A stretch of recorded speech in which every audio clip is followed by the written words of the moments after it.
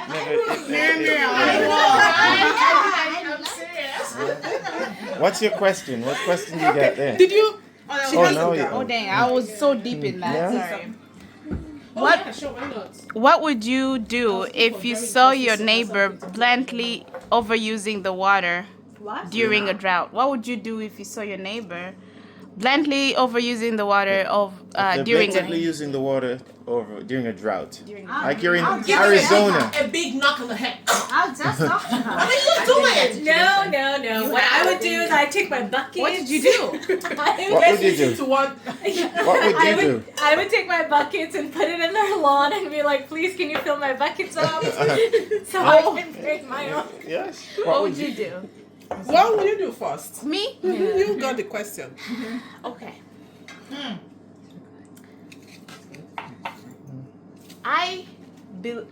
Knowing human nature, I'm very interested in culture, and every time I dig into culture, I come to see that humans will be humans no matter what culture, what part of the world you're from.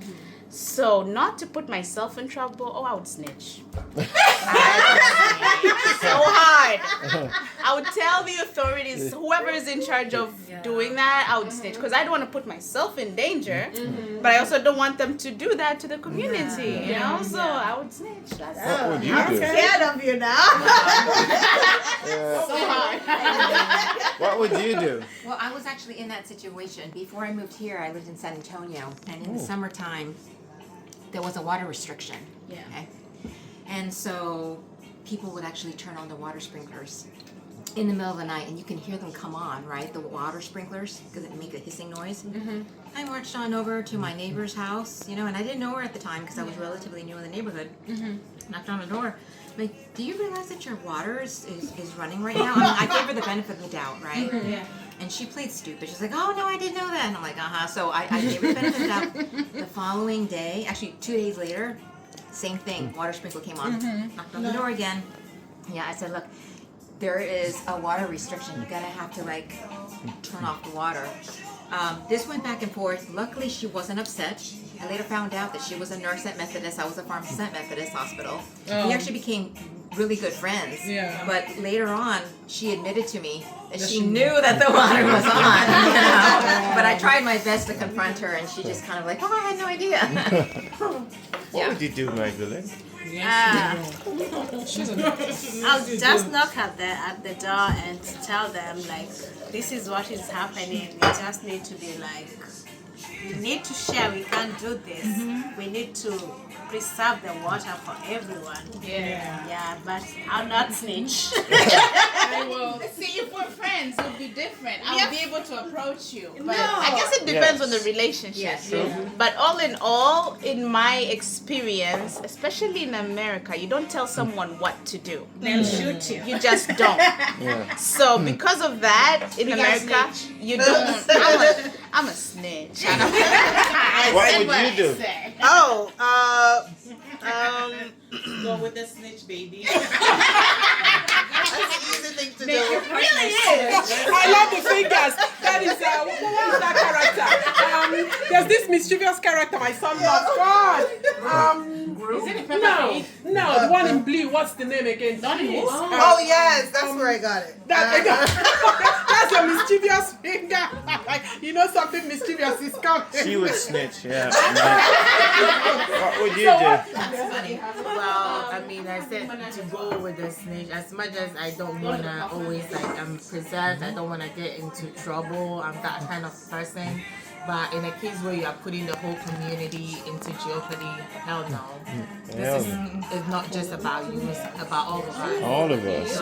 What would you do? I will snitch. I feel like you. I won't confront you. I don't like confrontation. That's me. I don't like confrontation. I'll confront you. Okay. I'll just walk up to her and be like, can you just turn off the sprinkler? There you go. Just turn it off. Because this is what I said. You should know your neighbors. Yeah. If it's the thing about me is like when it's on, I know I can't just come to you and say turn it off when I'm not sure it's on. Before I come to you, I've gone to your balcony, I've looked at it, I'm sure it's on. I can say it. I'll be like, I'll just turn it off. Because when I ask you, oh, is it? And you're like, oh no, I didn't know. You knew, you turn it on. Just turn it off. You know, I know that you know. You exactly.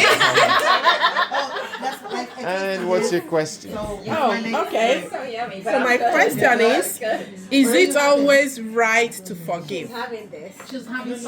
Okay. No. Hey, did you hear that question?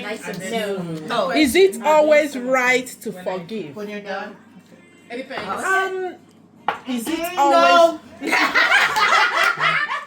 That was possible.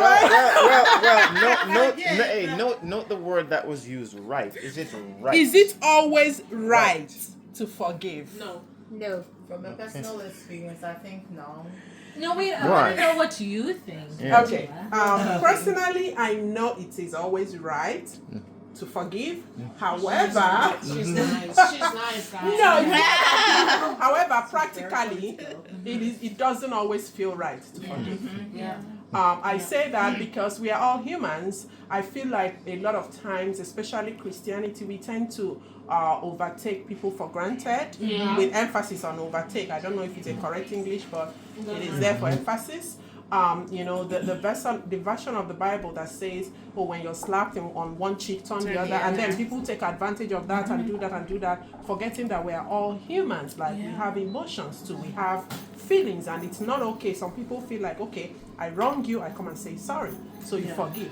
And that comes to our culture a lot, especially in relation to women.